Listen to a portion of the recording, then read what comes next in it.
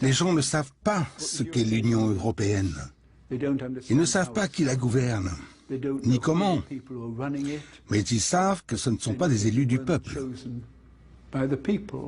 Puis, quand ils constatent que les résultats sont médiocres, ils se demandent « La faute à qui ?» sans pouvoir y répondre, puisqu'ils ne savent pas qui sont ces gens.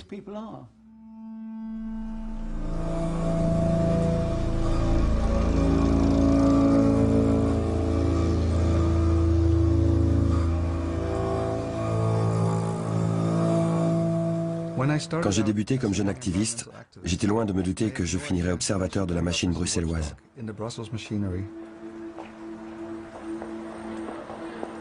J'ai été surpris par la fragilité du processus décisionnel en politique et par la facilité avec laquelle on peut le manipuler.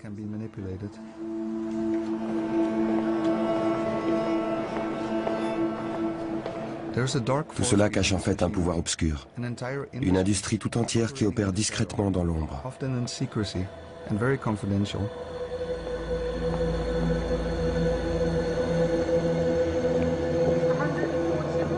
Ce pouvoir, ce sont les lobbies. Amendment 28, those in favour, those against, abstentions rejected. Paragraph 72, those in favour. Je me bats pour découvrir la vérité depuis 20 ans. Qui sont ces gens qui tirent les ficelles de l'Union européenne?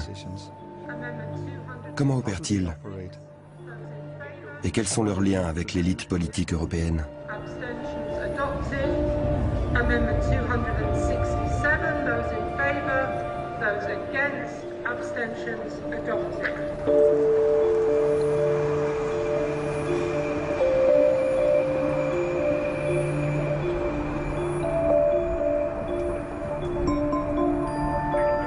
Allô?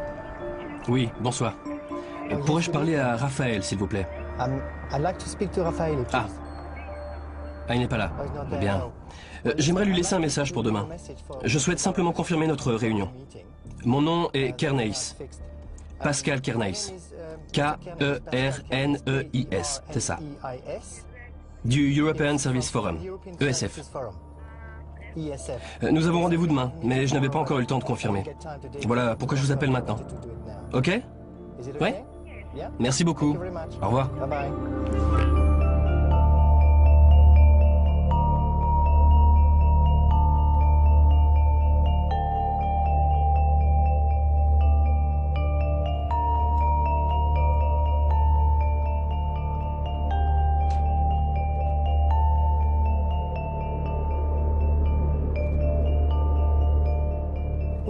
Bruxelles est une petite ville.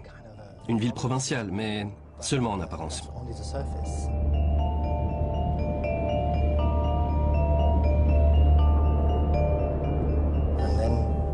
Quand vous commencez à bien la connaître, vous vous apercevez que c'est ici que ça se passe. Les affaires se font ici. Les lois aussi. Je pense que presque 80% des lois qui touchent directement les citoyens européens sont élaborées ici, à Bruxelles.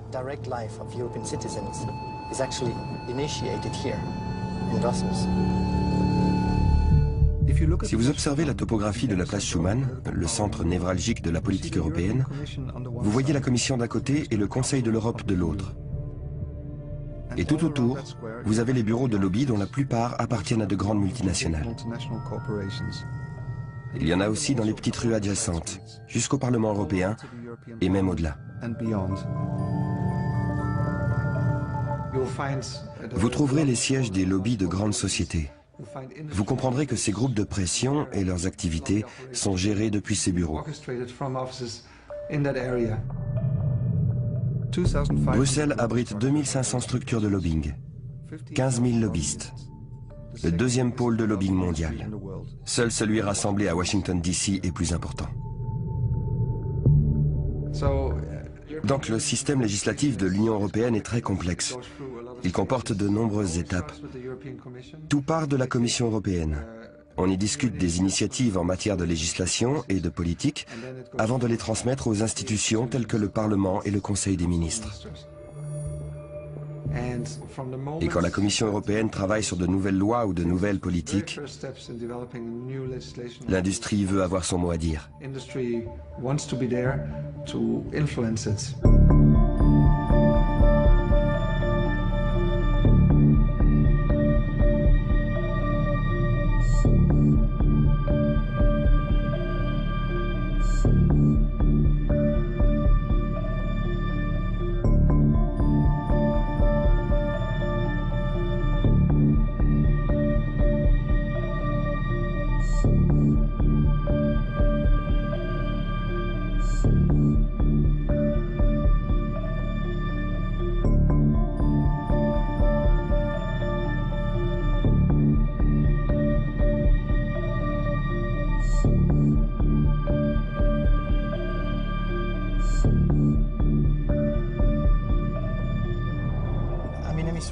L'administration, ce n'est pas vraiment mon truc. Quand j'ai eu l'opportunité de passer dans le secteur privé, là où je pourrais décider de mes propres actes, je me suis dit que ça me correspondrait mieux.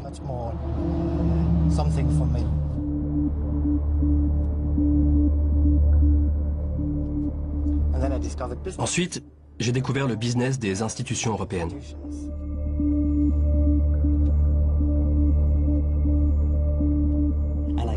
Et je suis devenu lobbyiste.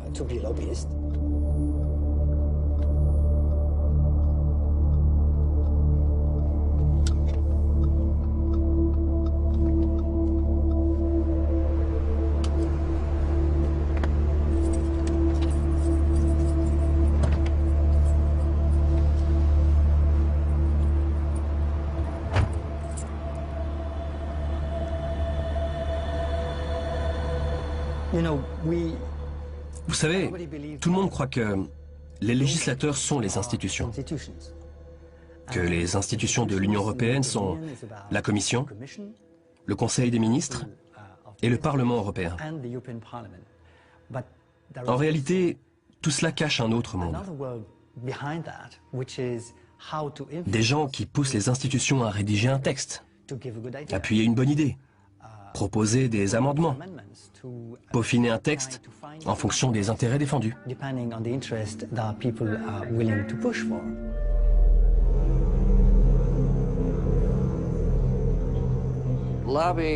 Le lobbying était initialement envisagé comme une bonne chose.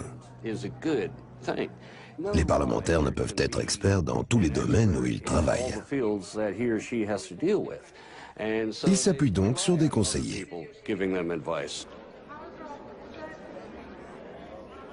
Mais le lobbying est devenu avec le temps une affaire de mercenaires.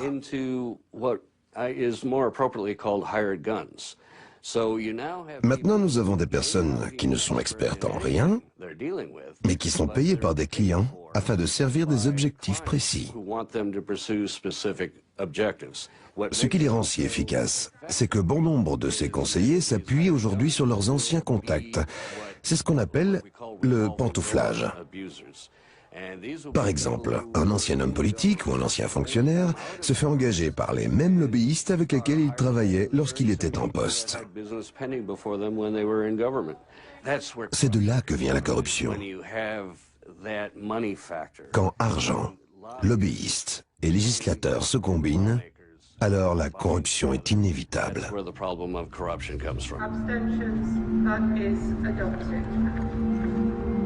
And now the vote on the draft legislative resolution, to which there are two amendments. Amendment 266, those in favour, those against, abstentions adopted. Amendment 267, those in favour, those against, abstentions adopted. Amendment 28, those in favour. Au milieu des années 90, nous avons relevé plusieurs exemples de politiques de l'Union européenne influencées par l'industrie et ses groupes de pression. Pour nous, c'est un grave problème. L'influence de l'industrie est excessive. Nous avons donc décidé de créer un groupe dont le but serait l'information et le développement d'une stratégie visant à réduire cette influence. Voilà comment nous avons démarré.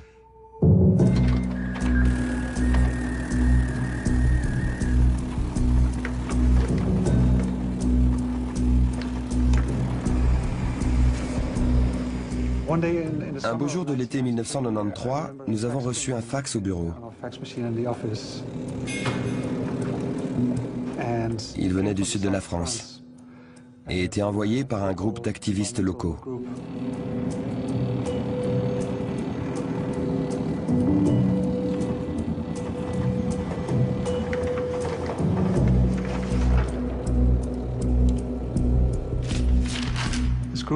Ce groupe luttait contre un projet d'autoroute qui devait traverser la vallée où ils vivaient, la vallée d'Aspe, une magnifique région d'une importance capitale sur le plan écologique. Ils nous demandaient si nous savions quel rôle jouait l'Union européenne dans ce projet, et plus particulièrement la Commission européenne. Nous avons fait des recherches sur le sujet.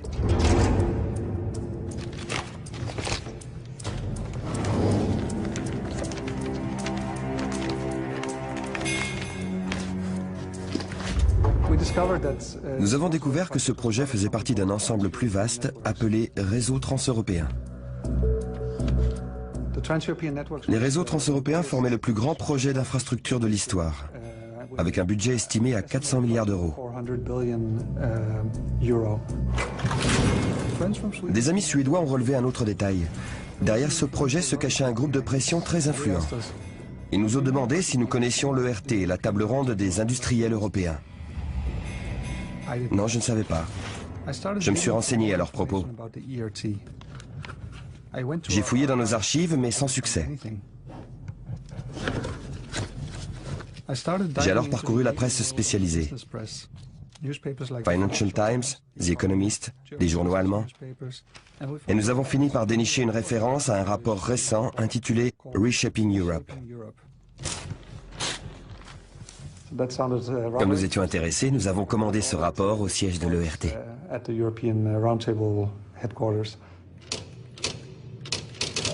J'ai introduit une demande avec pour objet « Recherche ».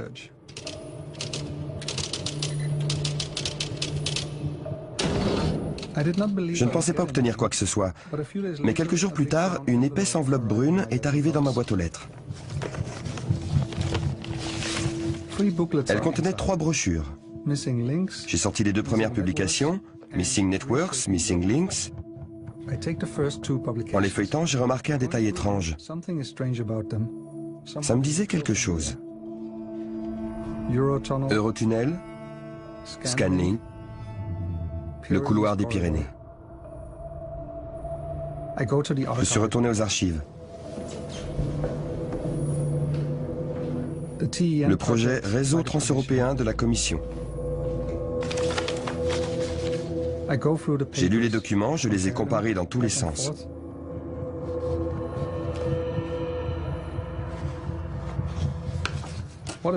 Les similitudes étaient troublantes.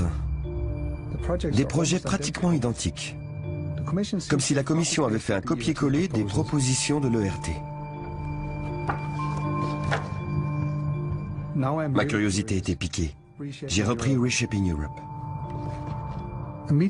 Il est question d'une rencontre à Dublin de 45 chefs d'entreprise, tous à la tête de multinationales pesant des milliards d'euros de chiffre d'affaires. Fiat, Lafarge, British Petroleum, Hoechst, Nestlé, Shell, Unilever, Siemens et bien d'autres. Tous allaient dans le sens du livre. Ces auteurs, 3 PDG, Jérôme Monod, Per Gullenhammer et Wisse Dekker. Puisque je vivais aux Pays-Bas, je connaissais Wisse Dekker, le grand patron de Philips, l'une des plus importantes entreprises du pays. Per Gullenhammer dirigeait Volvo, un constructeur automobile. Et Jérôme Monod, la Lyonnaise des Eaux, une très grosse multinationale française. Les auteurs de ce rapport étaient donc à la tête de 3 des plus importantes sociétés européennes. Ils avaient rédigé un véritable manifeste politique.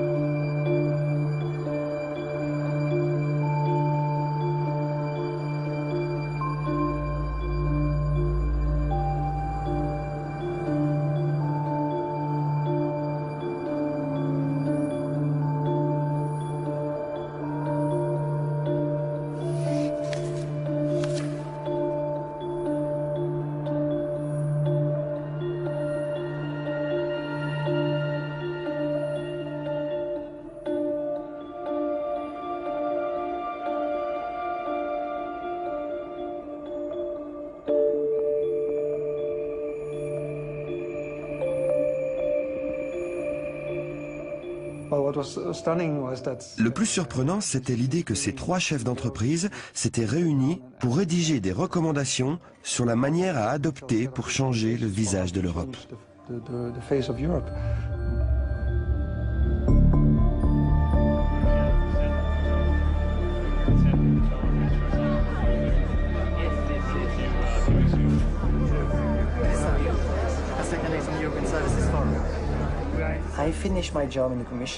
En avril 1990, quand j'ai quitté mon emploi à la Commission, je me suis dit qu'il valait mieux aller là où l'argent se trouvait. J'ai donc atterri à la Fédération bancaire de l'Union européenne en tant que lobbyiste.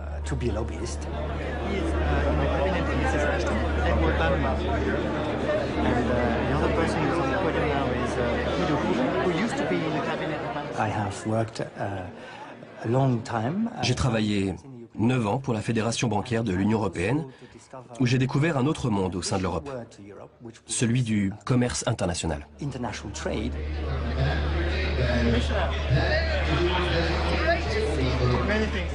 Merci beaucoup. Comment allez-vous? Puis-je vous présenter?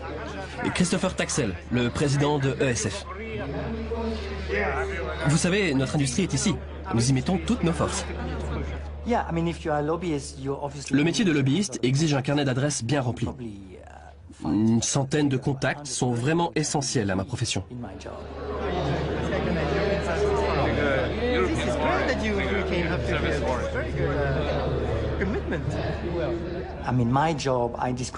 Je dirais que mon boulot, c'est de créer des réseaux, faciliter les contacts, un peu comme un ambassadeur. Et un ambassadeur doit savoir à qui s'adresser.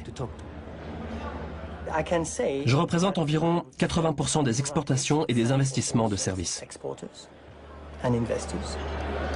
soit un chiffre d'affaires équivalent à 50% du PIB de l'Union européenne.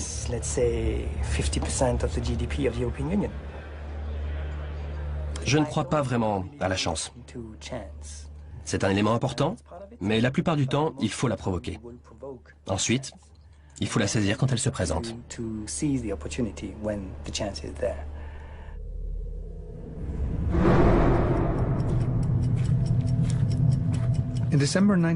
En décembre 1993, mon ONG tenait son meeting annuel à Bruxelles.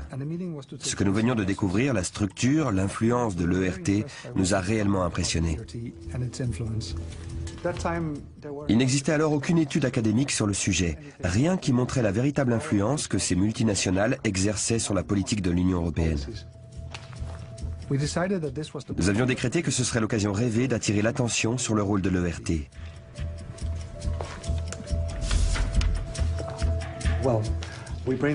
Nous avons discuté de la marche à suivre et décidé de jouer un peu la carte de la provoque. La nuit précédente, nous avions rédigé un communiqué de presse. Tôt le matin suivant, nous nous sommes dirigés vers les bureaux de l'ERT. L'un de nous a sonné et s'est fait passer pour un étudiant venu récupérer des documents. Quand la porte s'est ouverte, nous sommes entrés dans le bâtiment et avons couru dans les escaliers jusqu'au bureau de l'ERT.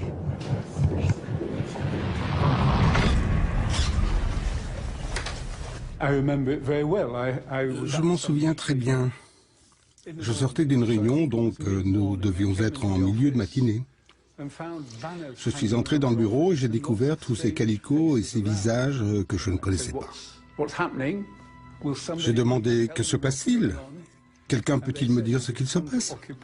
Ils ont répondu « Nous occupons votre bâtiment » et ils cherchaient probablement une confrontation ou encore l'intervention de la police qui les aurait jetés dehors, mais je n'aimais pas du tout cette idée. J'avais de nouveau un déjeuner d'affaires, j'ai donc invité tous mes collaborateurs à l'extérieur et nous avons laissé les autres dans le bureau.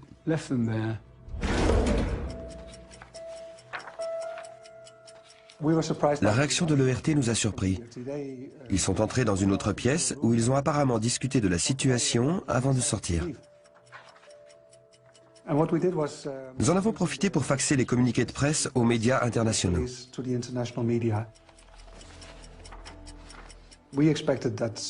Nous espérions que l'occupation du bureau de ce lobby très obscur mais très puissant les intéresserait. Mais les choses ont pris une tournure un peu différente. Nous avons dû parler à un seul journal et seule une émission de radio s'est montrée intéressée. Pour le reste, c'était le silence total. Nous ne savions pas quand l'équipe de l'ERT allait revenir. Les tables étaient couvertes des documents de synthèse et de rapports. La pièce comptait également une armoire contenant des archives bien organisées. Nous avons rapidement copié un maximum de documents.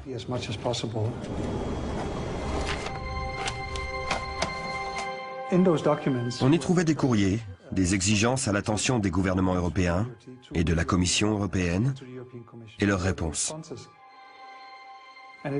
Ces documents attestaient de leur véritable niveau d'infiltration, de leur profonde influence. Tout devenait clair.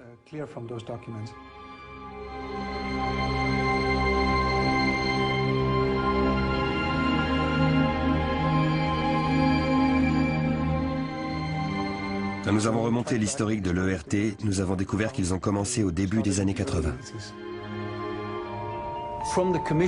À la Commission, le membre le plus important était un Belge, Étienne Davignon. Il avait un passé de diplomate et d'homme d'affaires qui lui permettait de sentir les réels besoins. Il disait « Si je veux parler au monde de l'industrie européenne, à qui dois-je m'adresser ?» Lorsque j'étais commissaire de l'industrie, ce qui me frappait, c'était la pauvreté des contacts entre la Commission et les acteurs économiques. Nous avions bien des contacts officiels avec les fédérations de l'industrie, mais pas avec les vrais responsables, les PDG. Et je sentais qu'il y avait encore un vide à combler. Et nous avons donc constitué un groupe d'industriels, la future ERT, dont l'objectif serait de faire entendre la voix des grands patrons.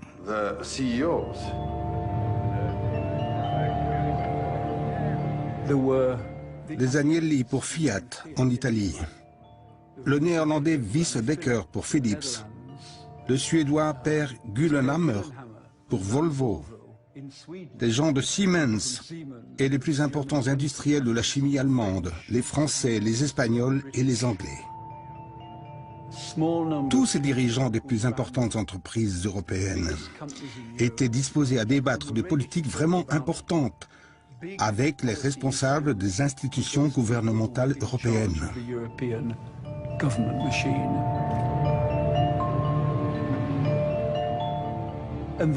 Et quand tout ce petit monde rencontre un président de la Commission visionnaire comme Jacques Delors, ils se disent « Delors pense exactement comme nous.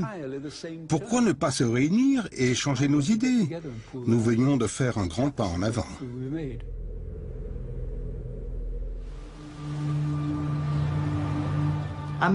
Je suis un médiateur. C'est probablement l'étiquette qui me correspond le mieux. Le mot lobbying est souvent connoté négativement. Pourtant, il ne s'agit que de réseaux et de contacts entre êtres humains.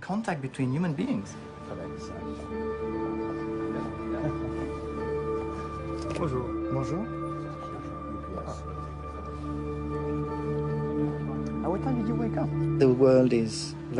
C'est un petit monde. Nous devons contacter de moins en moins de gens. Quand vous avez le bon carnet d'adresses, vous ne devez plus contacter qu'une petite centaine de personnes vraiment importantes. Les autres ne sont que des électrons.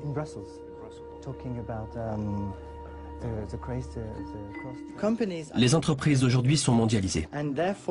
Les sociétés américaines, chinoises, indiennes et taïwanaises sont mes alliés. Nous œuvrons pour un même idéal, l'ouverture du marché. Sorry. Okay, we're going. Shall we go? Le lobbying prend du temps. Il s'agit de marteler le même message.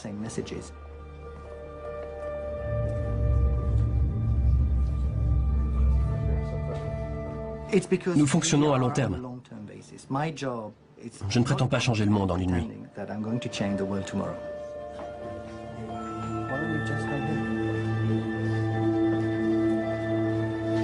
Morning. Thanks very much for joining us this morning.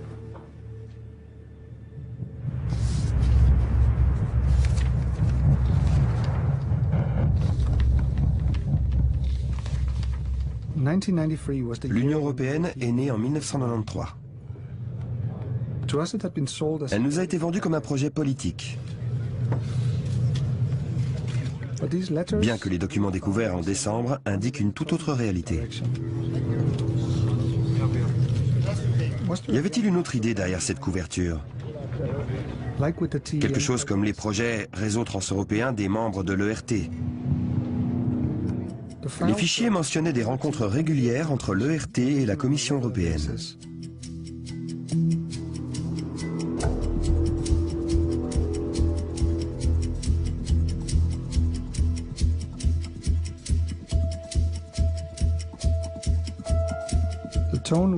Le ton était étonnamment jovial et informel,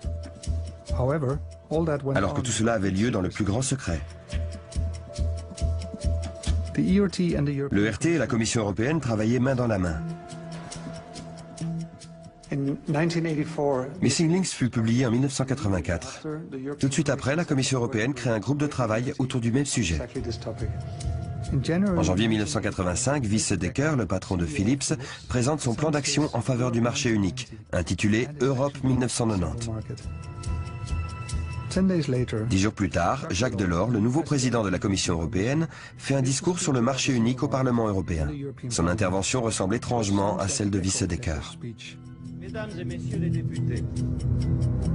En juin 1985, Lord Cockfield, vice-président de la Commission, publie son fameux livre blanc sur le marché unique, un simple copier-coller du plan Dekker.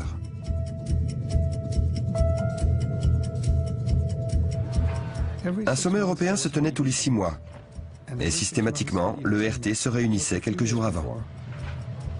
Le lieu et la date étaient tenus secrets, et les réservations étaient réglées 2 ans à l'avance. Un message clair à l'attention des chefs d'État qui allaient se réunir au sommet européen quelques jours plus tard. Adopter le marché unique, l'union monétaire, projet d'infrastructure, marché du travail flexible, dérégulation, dégraissage des services publics, mesures d'austérité, et ainsi de suite, tout l'arsenal néolibéral. Maria Greencoals, une spécialiste américaine qui avait étudié le sujet, a confirmé notre point de vue. J'avais envie de faire quelque chose sur l'Europe et l'Union européenne. Je me suis entretenue avec quelques patrons d'entreprise, puis avec des chargés d'affaires. Chacun apportait sa pièce du puzzle. Ensuite, j'ai rencontré Keith Richardson. Keith et moi avons parlé de choses et d'autres, il m'a fait part de quelques idées, puis je suis retournée parler à d'autres personnes avant de revenir avec d'autres questions. Parfois Keith avait une réponse, d'autres fois non. Puis un jour, je pense que nous en étions à notre 7e rendez-vous. Je lui ai dit, je pourrais écrire quelque chose sur le sujet, je pourrais obtenir plusieurs entretiens, mais je voudrais vraiment voir les documents. Et il m'a dit, j'ai quelques cartons dans la cave de l'ERT que nous n'avons jamais ouverts. Ils datent des premiers jours, nous avons simplement déposé ces documents dans des boîtes. Au fond de moi, j'étais très intéressée, un peu excitée même. Je me suis dit, cette fois ça y est.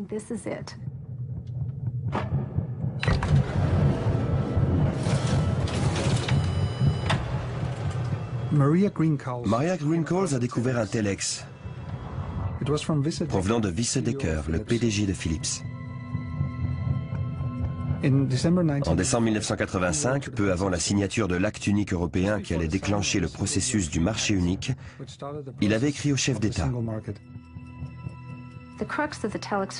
Le passage le plus important du document disait « Nous n'avons aucune idée de ce que vous allez faire, mais nous voulons des actes de votre part. Vous avez le choix.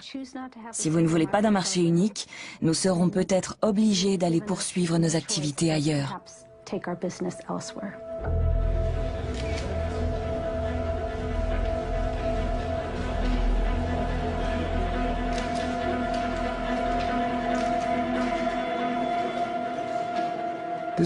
Une menace à peine voilée.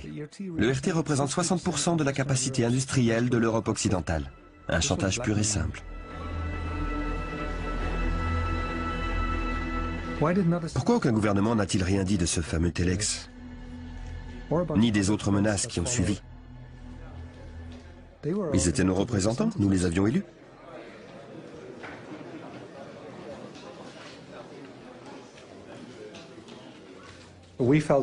Pour nous, c'était une véritable trahison et nous devions réagir.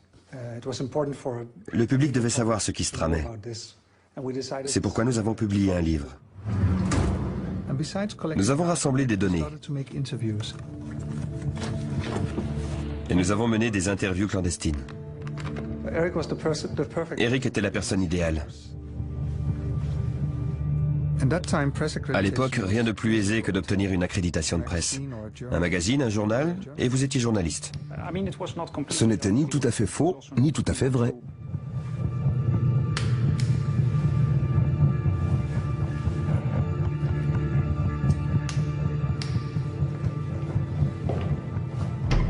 Dès le milieu des années 90, le RT n'était que l'une des 2000 structures de lobby que compte Bruxelles.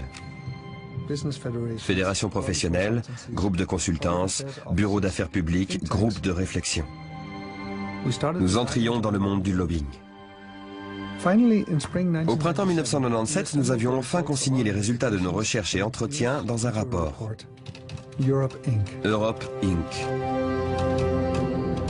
Nous avions projeté de lancer le livre lors du grand sommet européen d'Amsterdam. Tous les médias seraient présents. Nous étions très excités. Nous avions préparé le lancement une demi-heure avant que n'arrivent les premiers amis. Mais malheureusement, à quelques exceptions près, la presse n'a pas répondu à l'appel. Malheureusement, notre première sortie publique est passée complètement inaperçue. Évidemment, nous étions très déçus. Nous pensions avoir composé un ouvrage très intéressant et bien présenté. Le manque d'intérêt des médias nous a fortement déçus.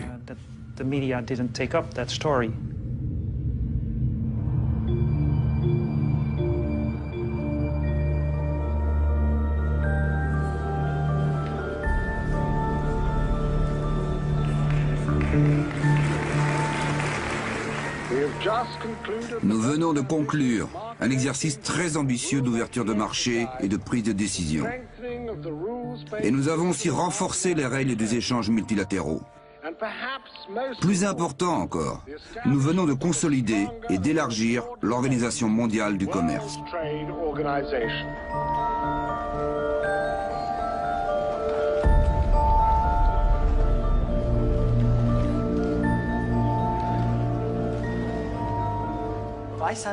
Lorsque j'ai commencé à travailler sur les négociations de l'AGCS, je me suis dit, ça, c'est intéressant. C'est ça que je veux faire. Nous sommes parvenus au terme de la plus vaste négociation commerciale. Vous, les 117 négociateurs ici présents, vous, les représentants de gouvernements, venez d'accomplir un travail extraordinaire. Avec notre accord, je proclame donc l'Uruguay Round clos.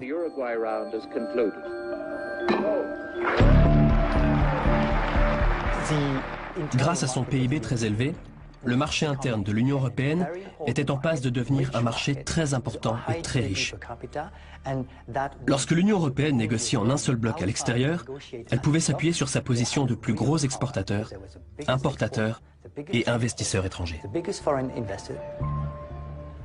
Pourtant, Sir Leon Brittan, le commissaire au commerce de l'Union européenne, se plaignait chaque fois lors des négociations avec les États-Unis.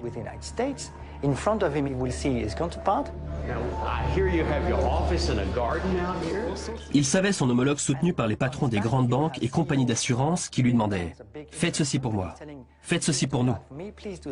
Par contre, quand Sir Leon Brittan cherchait du soutien, il ne trouvait que quelques ministres qui lui disaient « Ne faites pas ceci, ne faites pas cela, faites ceci, mais pas plus ». Autant dire que ça ne lui plaisait pas tellement. À Washington, nous avons découvert tout un univers de lobbyistes qui exigent de leur gouvernement qu'ils défendent leurs intérêts pendant les négociations. Nous avons pensé que nous devions en faire autant, car il y a une réelle demande de la part des institutions européennes. Les institutions européennes ne doivent pas se fier aux seules informations reçues des États membres et des experts qui peuplent les ministères des Finances, mais elles doivent les obtenir directement auprès des banques et compagnies d'assurance.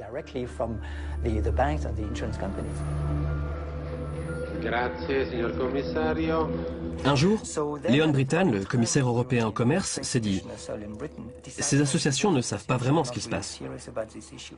Je vais inviter à dîner les 40 PDG des plus grandes entreprises de services européennes. Les grandes banques, compagnies d'assurance, sociétés de télécom, de distribution, de transport, de tourisme. Tous ces secteurs réunis représentent environ 70% du PIB européen.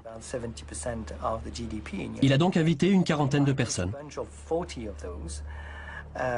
Après le dîner, il leur a dit « Maintenant que vous avez été régalés par la Commission, vous me devez quelque chose. Vous devez faire quelque chose pour moi. » Les gens pensent parfois que la Commission sort ses idées d'un chapeau et les met en avant. Ce n'est pas ça du tout.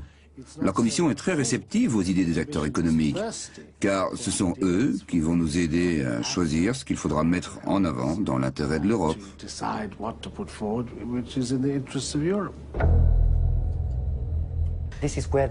C'est de là que vient l'idée de créer un réseau d'associations et d'entreprises poussant les intérêts du secteur privé dans le commerce des services. C'est comme ça que je suis devenu directeur du European Service Forum.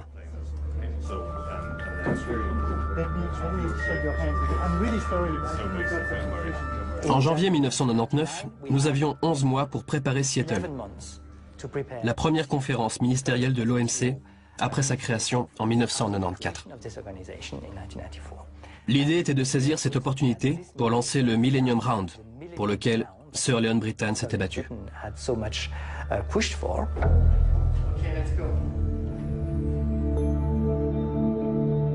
Sir Leon Brittan n'est jamais allé à Seattle. La commission entière a dû démissionner suite à la gigantesque affaire de fraude impliquant plusieurs commissaires. À Seattle, pendant ce temps, le Millennium Round prenait une tournure plutôt inattendue. Je séjournais à l'hôtel Hilton, à 500 mètres du Sheraton où devait se tenir la conférence. Malheureusement, je n'ai pas pu sortir de l'hôtel à cause d'un policier et d'un manifestant couché devant la porte. J'ai demandé « Puis-je sortir, s'il vous plaît? Je dois faire mon travail. » Je devais assister au lancement du Seattle Round. Il devait introduire une nouvelle phase de négociation en vue de la libéralisation des services. Je me souviens que le commissaire Lamy a pu atteindre sa voiture, mais qu'il n'a pas pu s'en servir parce que des gens bloquaient le passage. Et pas un seul policier pour dire « Reculez de quelques mètres, s'il vous plaît. Laissez cette personnalité faire son travail. » Plusieurs ONG prétendent que l'ESF est une organisation secrète qui organise des rencontres clandestines avec la Commission européenne. Pourtant, tout se trouve sur notre site web. Je ne fais que mon travail, qui est de contacter les gens de la Commission en charge de mes dossiers. Si quelqu'un d'autre souhaite en faire autant, les numéros de téléphone sont sur notre site web. Je ne fais que mon travail, rien de très spécial. Si la Commission entretient certains rapports avec l'ESF, c'est parce qu'elle a besoin des informations que le secteur des services doit lui fournir pour qu'elle puisse négocier en son nom. Car c'est bien de cela qu'il est question. Ce sont les sociétés qui font du commerce, pas les ONG.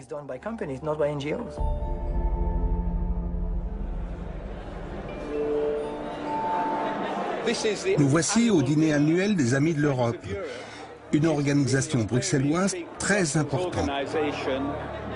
Toutes ces personnes viennent de pays, de secteurs professionnels et de milieux différents. Mais tous sont réunis autour des mêmes questions. Comment l'Europe peut-elle se développer? Comment corriger les erreurs? Et comment encore améliorer ce qui a déjà été réalisé? C'est ce que nous appelons un groupe de réflexion. Les groupes de réflexion comblent une partie du vide laissé par l'absence de débat public européen. Ils s'engouffrent dans la brèche et organisent des sortes de débats au sein de la bulle bruxelloise. Vous avez des politiciens locaux et européens, des fonctionnaires, les redoutables eurocrates, des diplomates, des hommes d'affaires, des professeurs d'université et bien d'autres encore. Vous savez, Bruxelles est un peu comme un village. Tout le monde se parle. Quand je travaillais pour le RT, je devais notamment veiller à maintenir les contacts. Les groupes de réflexion ne sont pas des lobbies à proprement parler, mais ils peuvent y être assimilés. Les entreprises y font appel pour faire entendre leurs exigences et leurs points de vue. Tout dépend essentiellement des fonds consentis par l'industrie. Plusieurs personnes parrainent cet événement, notamment Microsoft. Les Américains sont bien implantés en Europe. Microsoft est l'un d'entre eux. Pourquoi pas? À Bruxelles, certains groupes de réflexion directement financés par l'industrie pétrolière avaient pour mission de vérifier l'existence réelle du problème de réchauffement climatique et de déterminer dans quelle mesure les gouvernements devaient réagir pour réduire les émissions de CO2.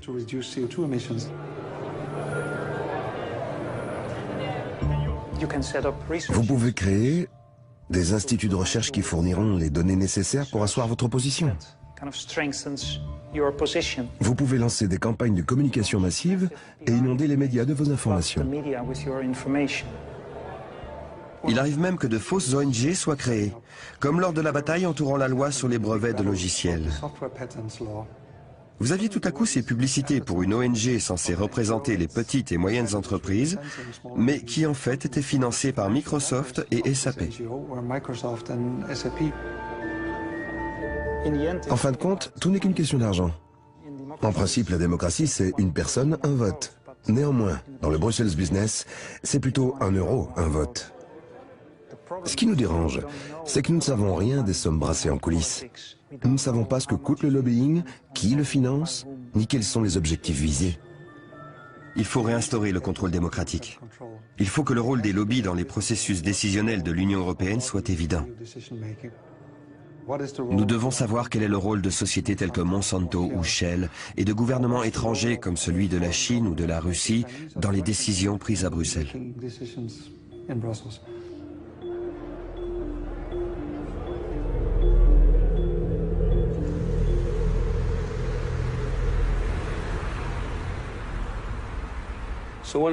L'un de mes premiers témoignages devant la Commission européenne fut une expérience très révélatrice.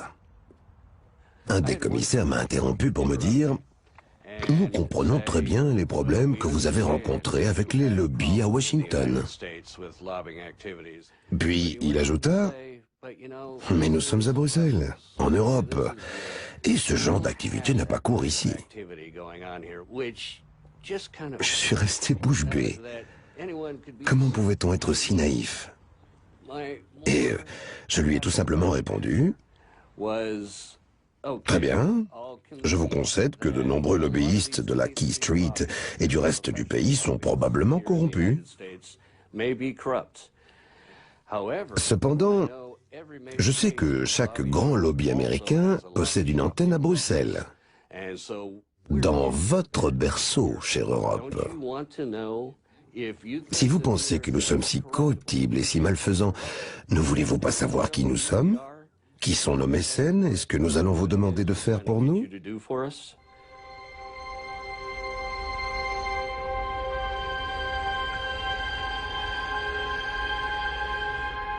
Nous souhaitions imposer une régulation des lobbies depuis longtemps. Mais en 2004 est apparue une nouvelle commission qui incluait pour la première fois 10 pays d'Europe de l'Est.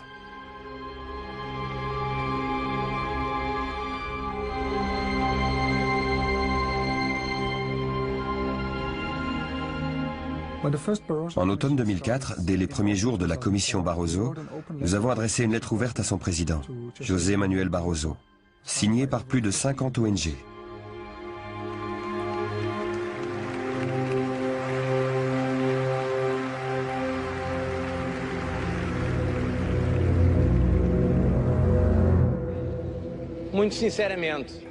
Je tiens à vous dire que je suis parfaitement conscient que ce vote de confiance implique aussi une énorme responsabilité de ma part.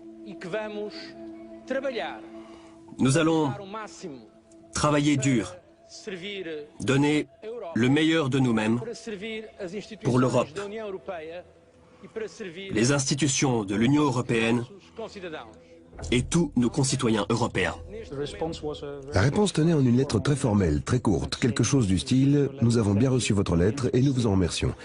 C'est très intéressant, mais aucune réaction substantielle. Nous avons donc envoyé une lettre similaire à tous les vice-présidents de la Commission. Puis un beau jour, vers la fin du mois de février, nous avons été contactés par le bureau de Siim Kallas. Le commissaire estonien en charge de l'administration nous invitait dans son bureau.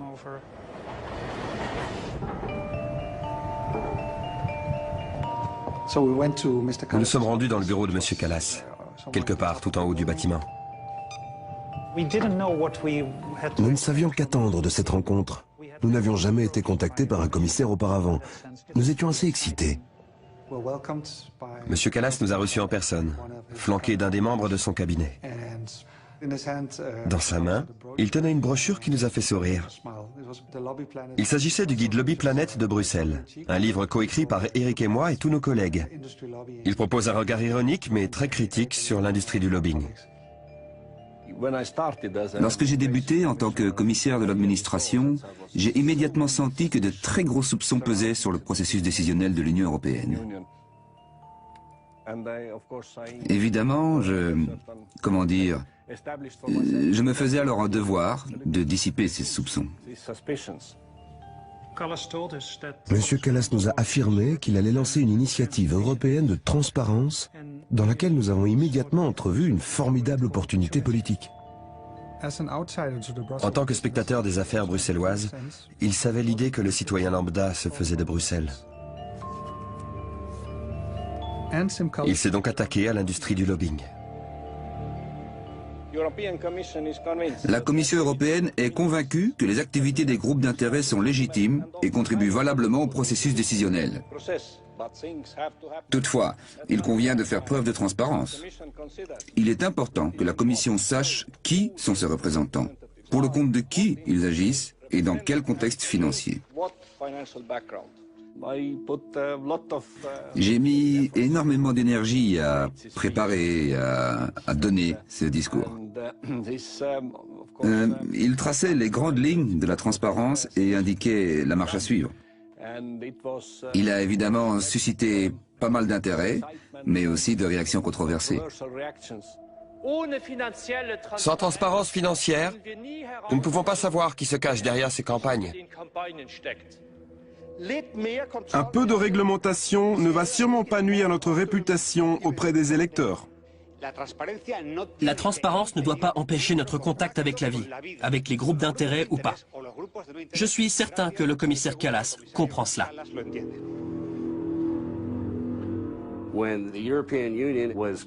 Quand l'Union européenne s'est penchée sur l'initiative européenne en matière de transparence, elle a souhaité obtenir des informations sur la situation américaine. Par conséquent, j'ai été appelé environ une demi-douzaine de fois à témoigner devant la Commission européenne et le Parlement européen. J'ai été sincèrement très impressionné par Siim Kallas quand nous avons commencé à travailler ensemble à la Commission européenne. Siim Kallas a vraiment soulevé la nécessité de transparence. Au début, il croyait fermement en un système de divulgation obligatoire qui offrirait une réelle transparence. Mais en cours de route, Siim Kallas s'est trouvé confronté aux réalités politiques.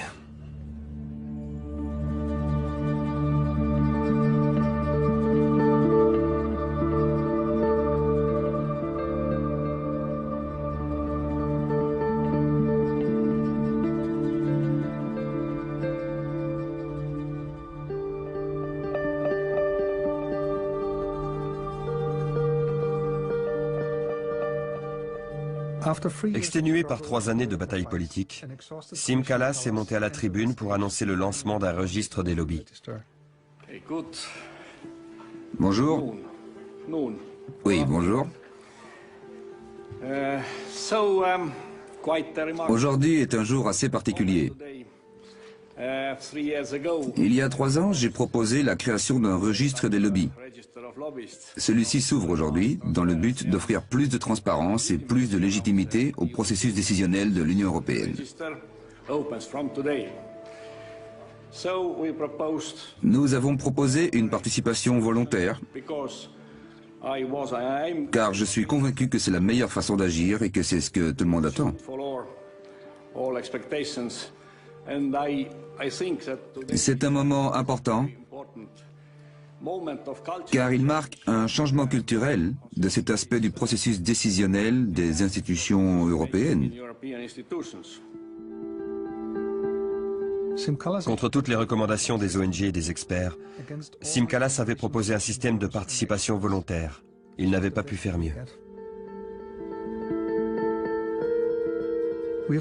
Depuis 2 ans, nous essayons de savoir qui a fait obstacle aux intentions originales de M. Kallas. Les autres commissaires? Le secrétariat de la commission? Les lobbyistes eux-mêmes?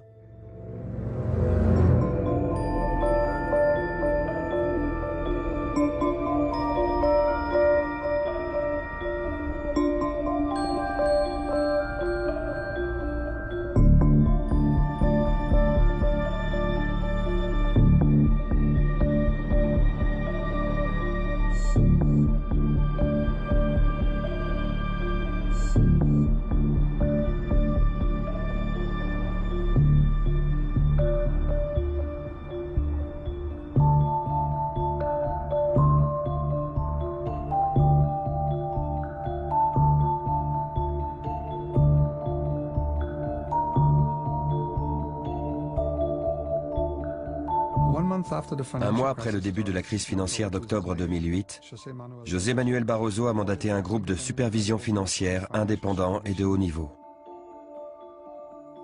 Ce groupe devait élaborer des propositions visant à réguler les marchés financiers et trouver une solution à la crise financière et économique. Il se composait de 8 prétendus sages: Jacques de Larosière, Rainer Massera, Onno Ruding, Otmar Issing, Callum McCarthy, Leszek Balcerowicz, José Pérez Fernandez et Lars Nyberg. En nous renseignant sur l'indépendance de ce groupe, nous avons fait quelques découvertes surprenantes.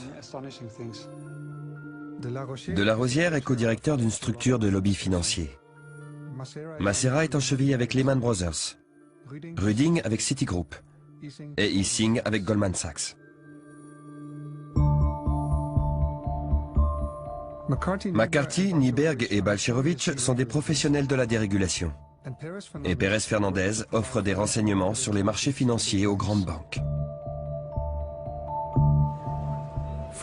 3 de ces 8 protagonistes étaient directement liés aux banques américaines qui ont provoqué la crise.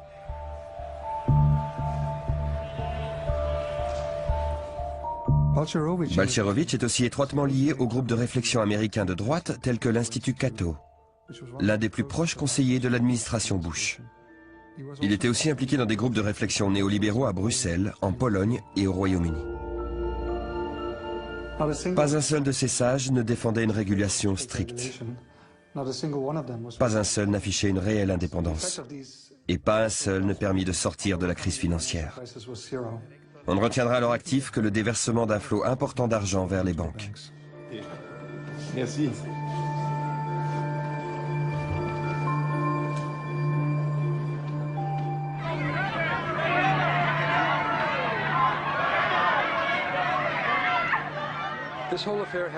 Toute cette affaire donne un sentiment de déjà-vu. Ces mêmes institutions financières qui ont pu sortir la tête de l'eau grâce à l'argent des contribuables amassent aujourd'hui de véritables fortunes sur le dos de la Grèce. Alors que les contribuables payent actuellement le prix fort en voyant leurs salaires et leurs services sociaux sévèrement réduits.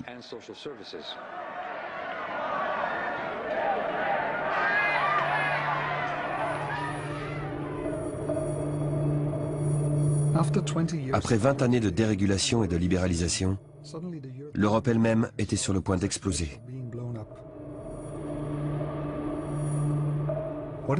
L'enjeu n'est pas seulement l'Union européenne, mais c'est aussi la démocratie et l'avenir des valeurs qui nous sont chères. Était-ce vraiment cela que nous voulions ?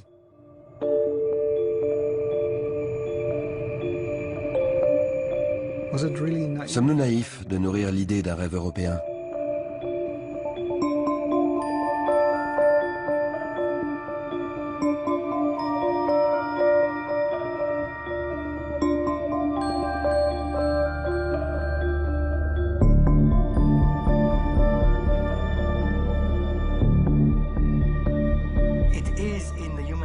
La nature humaine a ses mauvais côtés. Tout le monde a de mauvais penchants et il faut s'assurer de ne garder que les bons.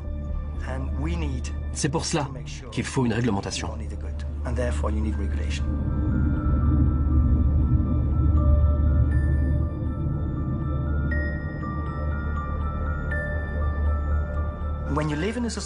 La société a besoin de règles, sans quoi les gens roulent trop vite sur l'autoroute. Ils ne respectent plus les autres et le plus fort s'impose. C'est ça, la nature humaine. C'est pour cela que nous avons développé des règles, pour nous permettre de vivre ensemble. Et c'est aussi pour cela que nous avons élu une autorité que tout le monde respecte.